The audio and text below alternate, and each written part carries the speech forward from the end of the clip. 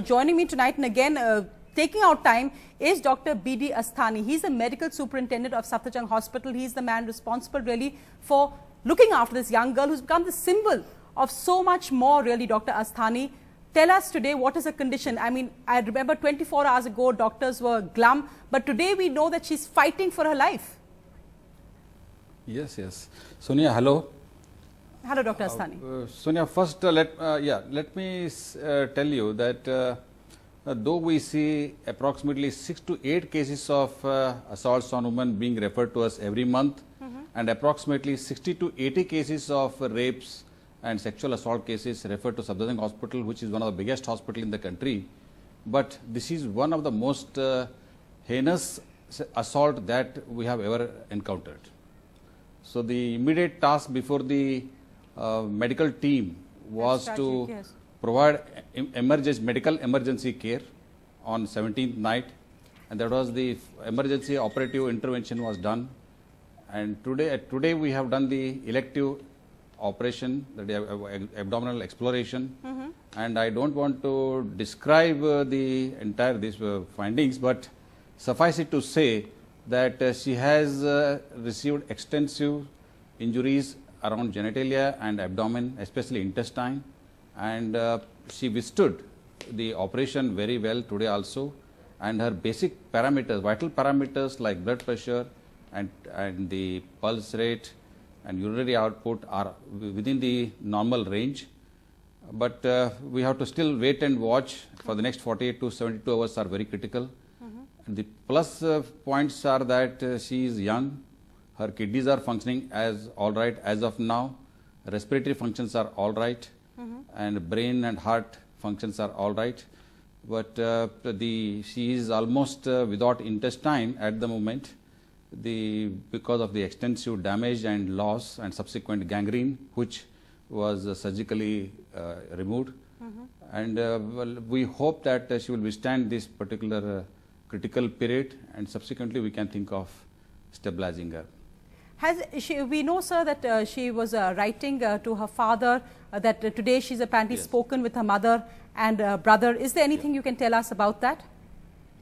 Yeah, in fact, she has been in spite of she having been subjected to such an assault, even during the crime and subsequently when she was thrown on the road, but she remained alert, and she was brought to the casualty. When she was brought to the casualty, she was alert, and in spite of having the injuries in and around the face and mouth, she was communicating to the medical team who was taking history from her, and also to the police personnel, and subsequently also she remained alert, though we had to sort of sedate her to keep her, to relieve her from the pain. And she has been communicating by gestures, even she has been writing very legibly on the paper, but we are not sort of making her do very often. Of course. Apparently she's written to her mother that she says that I want to live. She has she has written, she has communicated something in writing to her mother. Yes, I agree there. And she said, "Ma, main jeena chahti hu." Apparently is what we've been told. And I don't know the content of what she has communicated to her, but I don't want to say I don't want to say anything on that. But she did communicate yesterday by writing on the piece of paper, because she had, I'll tell you just one thing. She had a lot of irritation in the throat, and she had she was first gesturing to us to do something. Then we were not able to read what she was comprehend what she was trying to say. Then we gave a piece of paper and pen. She wrote on that, "Please clean my throat by suction." You know, that much precise she was. You've said this is the kind of injuries, and you deal with so many cases like this, and these are amongst the most brutal you've seen. I've been told by reporters that doctors there, nurses are all working overtime, that really she has become a heroine for the hospital, and you all are fighting to make sure that she gets back and leads as normal a life as possible. Can you tell us about that and the doctors working with this young girl? In fact, we have very senior doctors belonging to general surgery, anesthesia and gynecology are round the clock monitoring her progress. And she is being provided all antibiotics, parenteral nutrition, and all other measures that are required, and will ensure that she is not short of anything. All that is possible will be done. We know that her parents, her father sold his field. We know that they are from a very poor family in Uttar Pradesh. Do they understand what's happening? They're there by her. There's so many VIPs visiting the hospital. I hope that's not interfering with any medical procedures right now, because we've seen so many VIPs coming and going. Do the parents even understand what's going on right now with their daughter? Well, I would not say I won't say it's interference, because everybody is concerned about her health. I will take it that way. And we are not letting any VIP to enter into the intensive care unit at the moment. Most of them are either talking to me in my office or in a separate seminar room, and then that is where we are describing her condition. So as far as the entry into the ICU is concerned, it is very restricted, and it is restricted only to the treating doctor's team.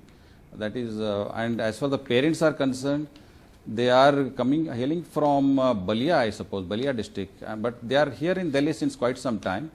And every visitor, they are showing concern, they are showing some kind of and they are talking to them, consoling them, and trying to give them support, because as you know, Sonia, that these kind of sexual assaults causes self-mutilation not only on the individual but on the entire family. Of course. So it is not only just a genital mutilation, but it is a self-mutilation of the individual as well as of the entire family. So therefore, not only we have our medical responsibility is a dual responsibility here.